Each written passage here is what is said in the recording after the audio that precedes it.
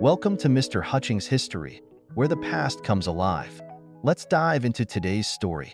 All right, so let's dive into a moment in history that really was a turning point, one that I think still affects us today. You know, we've been wanting to really dig into what kicked off the Cold War, and today we're going to go deep on Cominform.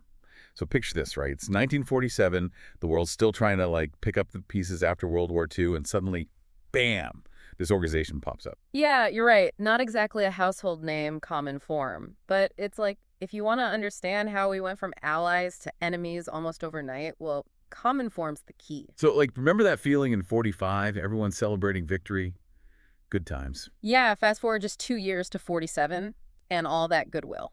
Gone. Replaced with suspicion and distrust. Okay, so for those of us who maybe weren't paying attention in history class, what exactly was Cominform? Imagine like a big networking event, but instead of entrepreneurs, right, you've got all these communist parties from across Europe huddling, taking their cues from, well, you guessed it, Moscow. Okay, so less about networking, more about here's how we're going to spread the communist word. Bingo. This was Stalin's way to maintain control in Eastern Europe.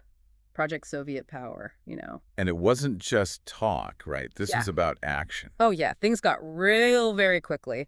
One of the first things we see is Soviet-style regimes really cementing themselves in Eastern Europe. We're talking purges, show trials, crushing any kind of opposition. So much for those promises of free and fair elections, huh? Yeah, I bet those went out the window pretty quickly. In fact, Cominform played a direct role in the communist takeover of Czechoslovakia in 1948. Wow. That's got to be a wake-up call for the West. Mhm. If Czechoslovakia, a country with a pretty strong democratic tradition, can fall, who's safe? Exactly. And that's how the domino theory is born. And that's a gut punch to the U.S. and its allies. Totally. Suddenly, something like the Truman Doctrine, you know, the one where they promise to support any country resisting communist pressure, takes on a whole new urgency. And then there's the Marshall Plan, right? Yeah. Pouring money into rebuilding Europe. Huge economic aid package, all designed to counter Soviet influence. So now it's a standoff. Cominform and the Soviet Union on one side, the West on the other. Right in the middle. Ordinary people living through some incredibly tense times. Imagine being a shopkeeper in Budapest. Or a farmer in Warsaw. A teacher in Prague. Your life's already been turned upside down by the war, and suddenly you're caught in this ideological battle. And then there's the whole salami tactics thing. Oh, yeah. Chilling, right. That term, it sums it up perfectly. Instead of one big move, they just target individuals or groups little by little, slice by slice. That's what Matyas Rákosi, the communist leader of Hungary at the time, called it. Just created this atmosphere of fear. Total paranoia. And it wasn't just contained behind the Iron Curtain, right? This fear, this idea that communism was spreading, it went everywhere. Oh, absolutely. It's easy to think of the Cold War as this face-off between superpowers. But for everyday people, it was real and it was scary. And you can draw a straight line from Cominform to that fear. You know, it's wild how one organization, something most people haven't even heard of, can have such a huge impact. It really makes you wonder, how do historians even begin to understand something as messy as Cominform? There's not going to be one easy answer, is there? No, not at all. It really is putting together a puzzle where half the pieces are missing and the ones you do have, they don't quite fit. But that's what makes it so fascinating, you know? Historians have been going back and forth over Cominform's role for decades. So, what are the main schools of thought? What are the different ways historians look at this thing? Well, first you've got the Orthodox historians. They were the main voice during the Cold War, and for them, Cominform was proof that Stalin was planning world domination. Really? Oh, yeah. Cominform was the orchestra, right? And Stalin was calling all the shots. So then the creation of NATO in 49, that was a direct response. We got to stop this guy. Exactly, a way to contain that Soviet expansion. Now, on the other side, you've got the revisionists. They came along later, and they said, hold on a minute. The West, especially the U.S., had a much bigger role in all this. So it's more complicated than just Stalin being the bad guy. Right. For them, Cominform was more about defense. Hey, the West is encroaching on our turf. So more about self-preservation than world domination. Exactly, drawing a line in the sand.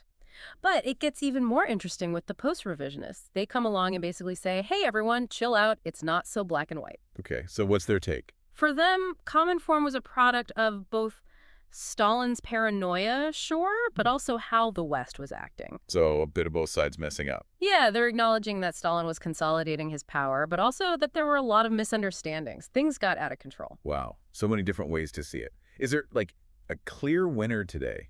Which side do most historians agree with? I wouldn't say there's a winner. Most historians today, they see the nuance. They get that it's complicated. And that's part of what makes history so fascinating to study. There's not always one right answer. It's about looking at everything, understanding the context. Totally. But before we go too far down that rabbit hole, let's bring it back to our listener. Why should they care about Cominform? How does any of this matter today? That's the million-dollar question, right? Here's the thing. Cominform might be history, but it's legacy. It's still shaping the world. It was a major turning point. So give us the so what. Why should someone listening to this in 2024 care? Well, for one thing, it shows how quickly things can change. You have World War II, this massive conflict, and then boom, new tensions rise up almost immediately. Alliances fall apart. People want power. And that can lead to new conflicts, even when everyone's exhausted from the last one. It's a reminder that peace is fragile. That's a sobering thought. Yeah. But besides that, how else does Cominform connect to today? Well, look at the relationship between Russia and the West right now. A lot of that tension, the mistrust, it goes right back to the Cold War, to the divisions that were solidified during the Cominform era. Oh, wow. You're right. The war in Ukraine even. Exactly. NATO expanding, information warfare, these are all echoes of what happened back then. So understanding Cominform, it actually helps us understand what's going on in the world today. Absolutely. History might not repeat itself exactly, but there are definitely patterns. Rhymes. Right, exactly. By looking at these key moments, we can understand the forces that shape our world, and that's more important than ever. Yeah, when you put it like that, it really makes you think. It does, doesn't it? Like, these aren't just stories in a dusty old book, you know? Yeah. This stuff matters. It's still shaping our world. It makes you wonder, like, what if things had gone differently? What if Cominform had never happened in the first place? Would we have still ended up with the Cold War? Ugh, the big what-ifs of history. Always a fun one to think about. It's impossible to know for sure, but even without Cominform, I think those seeds of mistrust between the Soviets and the West, they were already planted. Remember, the Grand Alliance, that unity from World War II, it was already falling apart. So maybe Cominform was just the thing that, like, really set it off. Yeah. But the fuel was already there. Right, right. You have this huge ideological divide, right? Communism versus capitalism, plus the race to control Europe after the war. Oh, and let's not forget those nukes. Right, everyone's got the bomb now. Yeah, not exactly a recipe for peace and harmony. So yeah, I think the world was already on edge. So maybe it wasn't really a question of if the Cold War would happen, but more like when. Probably. Cominform definitely poured gasoline on the fire, you know, made the Iron Curtain even more solid and set the stage for all those proxy wars and espionage and all that. It's crazy how one organization could have such a lasting impact. It really is. But that's kind of the point, right? These moments in history that might seem small or that we've never even heard of, they can completely change the course of everything. It's like that old saying, history is written by the victors. Exactly. But it's up to us to dig a little deeper, to look at all sides, find those missing puzzle pieces. Exactly. So to everyone listening, we'll leave you with this number. Think about Cominform. Think about how those events are still playing out in the world today.